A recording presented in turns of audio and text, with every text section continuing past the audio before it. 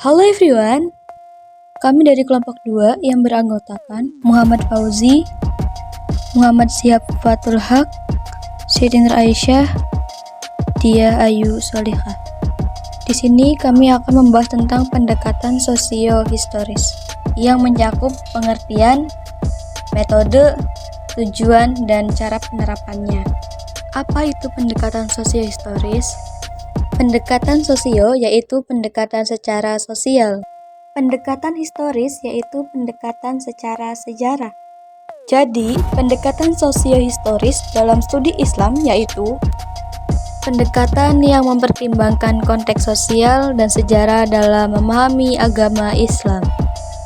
Untuk mengenal sejauh mana Islam ini terbentuk, mari kita tonton video berikut ini.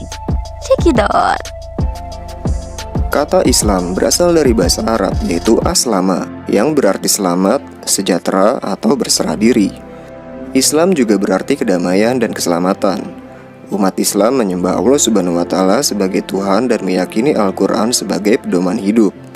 Tak hanya kitab suci Al-Quran saja, umat Islam juga meyakini kitab Zabur, Taurat, dan juga Injil.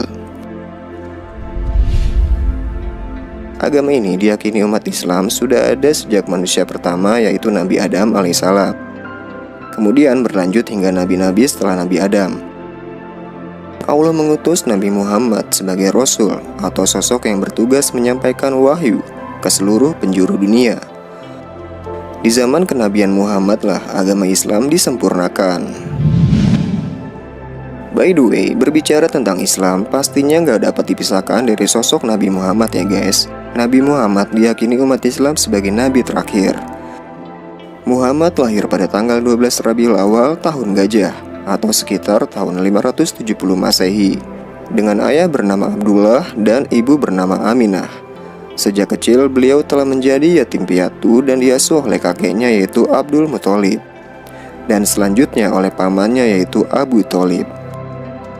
Sejak usia 12 tahun, beliau sering mengikuti dan membantu pamannya berdagang. Muhammad hidup dalam zaman yang disebut dengan zaman jahiliyah, di mana di zaman ini kehidupan bangsa Arab sangat terbelakang dari segi budaya, pengetahuan maupun moral. Bangsa Arab sebelum Islam menyembah berhala. Tidak hanya itu, mereka juga menyembah matahari, batu, pohon, bintang, dan angin. Saat berusia 40 tahun, Muhammad didatangi oleh malaikat Jibril di Gua Hiro.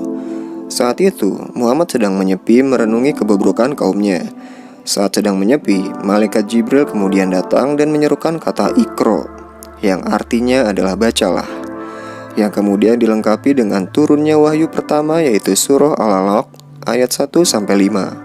Setelah menerima wahyu pertama, Muhammad kemudian diangkat menjadi Rasul Allah.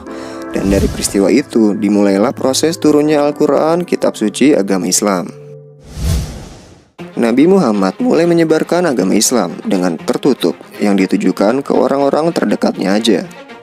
Wajar aja guys, saat itu bangsa Arab sangat keras menentang kenabian Muhammad. Khadijah dan sahabat-sahabat Nabi seperti Abu Bakar, Ali bin Abi Thalib, dan Zaid bin Harisah tercatat sebagai pemeluk Islam pertama. Sekitar tahun 613 Masehi, Nabi Muhammad menyebarkan agama Islam secara lebih terbuka. Tantangan terbesar datang dari suku Quraisy dan penduduk Mekah, sebab ajaran Nabi Muhammad dianggap menghancurkan agama asli serta kekuasaan atas Ka'bah. Ka'bah saat itu merupakan bangunan suci bagi penduduk Arab. Pada tahun ke-11 era kenabian, atau saat Nabi Muhammad berumur 50 tahun, terjadi peristiwa yang menyedihkan. Tahun ini sering disebut dengan tahun kesedihan karena paman Rasulullah yaitu Abu Thalib dan istri Rasulullah yaitu Khadijah wafat pada tahun tersebut. Setelah peristiwa tersebut, Allah Subhanahu wa Ta'ala kemudian mengutus malaikat Jibril untuk mendampingi Rasul dalam melakukan perjalanan yang dikenal dengan Isra Mi'raj. Nabi melakukan perjalanan semalaman saja dari Masjidil Haram ke Masjidil Aqsa yang kemudian disebut dengan Isra, di mana setelah itu Rasulullah melakukan perjalanan lagi dari Masjidil Aqsa ke langit ketujuh yang disebut dengan Mi'raj. Pada peristiwa inilah Rasulullah mendapatkan perintah sholat 5 waktu yang wajib dikerjakan seluruh umat manusia. Setelah sekitar 13 tahun menyebarkan Islam di Mekah, Nabi Muhammad beserta pengikutnya memutuskan untuk hijrah ke Yatsrib yang kelak bernama Madinah. Peristiwa yang dikenal dengan nama hijrah ini kemudian digunakan sebagai awal penanggalan Islam, yaitu kalender Hijriyah. Di Madinah, Islam berkembang pesat karena keterbukaan dan keramahan masyarakat Madinah. Adapun di Mekah, Nabi Muhammad harus melalui berbagai rintangan dan terpaksa terlibat serangkaian perang dengan suku Quraisy. Pada tahun 630, Nabi berhasil membebaskan kota Mekah dari kekuasaan suku Quraisy. Pasca perang, orang-orang Quraisy dan penduduk Mekah mulai memeluk agama Islam, dan Ka'bah menjadi kiblat ibadah umat Islam. Hal ini kemudian diikuti suku-suku lainnya yang bermukim di Jazirah Arab. Nabi Muhammad SAW wafat pada tahun 632 Masehi, yaitu pada usia 63 tahun. Setelah Nabi Muhammad wafat, kemudian beliau digantikan oleh pemimpin yang bukan Nabi, melainkan disebut dengan khalifah. Ada 4 khalifah pertama yang meneruskan dakwah Rasulullah yang disebut dengan Khulafaur Rasyidin. Mereka adalah sahabat terdekat Nabi Muhammad, yaitu Abu Bakar As-Siddiq, Umar bin Khattab, Utsman bin Affan, dan Ali bin Abi Thalib. Tugas keempat khalifah tersebut adalah untuk memastikan umat Islam tetap menjalankan perintah agama Islam yang diajarkan oleh Rasulullah. Setelah masa Khulafaur Rasyidin berakhir, muncullah masa-masa dinasti di Arab Saudi seperti dinasti Abbasiyah, Umayyah, dan kekuasaan dinasti itu menguat sejalan dengan menguatnya pengaruh agama Islam ke Eropa dan Afrika. Islam kemudian tersebar ke penjuru dunia lewat usaha-usaha dakwah yang tidak terhenti dan terputus setelah wafatnya Nabi Muhammad. Demikianlah pembahasan mengenai munculnya agama dan ajaran Islam. Baik, selanjutnya saya akan menjelaskan tentang tujuan pendekatan sosio-historis.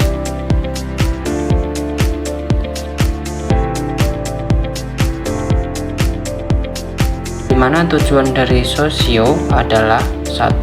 Untuk memahami keagamaan seseorang. 2. Untuk mengetahui seperti apa perilaku keagamaan seseorang. 3. Untuk memahami keberagamaan seseorang dalam suatu masyarakat.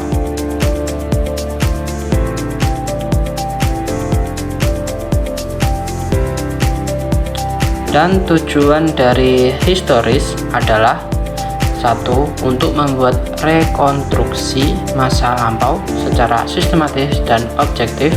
2. Untuk menegakkan fakta. 3. Memperoleh kesimpulan yang kuat.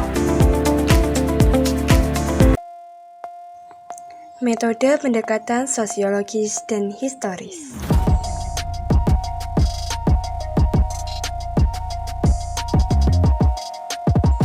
Metode pendekatan sosiologis. Faktor pendekatan sosiologis dalam studi Islam melibatkan analisis tentang bagaimana faktor sosial, budaya, politik, ekonomi, dan interaksi antar individu dalam konteks Islam. Yang kedua yakni metode pendekatan historis dalam studi Islam yang melibatkan penelusuran dan analisis perkembangan Islam dari awal hingga saat ini. Perkembangan tersebut mencakup tentang kehidupan Nabi Muhammad SAW, periode Khulafaur Rasyidin, masa kejayaan dan penyebaran. Selanjutnya yaitu penerapan pendekatan sosio-historis yang mencakup dalam berbagai hal. Yang pertama ada analisis sosial ekonomi dalam perkembangan Islam. Islam itu identik dengan perdagangan. Ketika perdagangan terjadi di Jazirah Arab pada abad ke-7 Masehi, Jazirah Arab ini dulunya sebagai pusat perdagangan, dan perdagangan ini membawa orang-orang dari berbagai latar budaya dan agama yang berbeda ini berinteraksi dengan satu sama lain. Selanjutnya, yang kedua ada analisis politik dalam sejarah kekhalifahan. Seperti apa yang kita ketahui bahwa khalifah ini dulunya sudah memiliki jiwa kepolitikan yang sekarang yang menjadi dampak signifikan dalam kehidupan sehari-hari itu seperti ada administrasi, pajak, dan hukum. Selanjutnya yang ketiga ada pemahaman budaya dalam pembentukan Islam.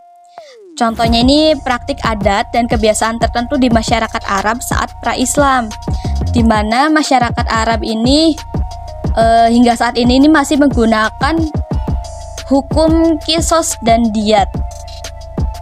Dengan apa yang kita ketahui bahwa hukum kisos ini menurut garis besar yaitu adalah balasan yang setimpal, dan hukum diat ini adalah denda yang harus dibayarkan.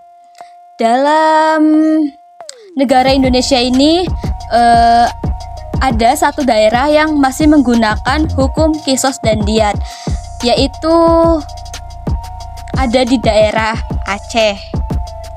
Mungkin cukup sekian presentasi dari kelompok kami. Bila ada kekurangannya, kami mohon maaf dan terima kasih.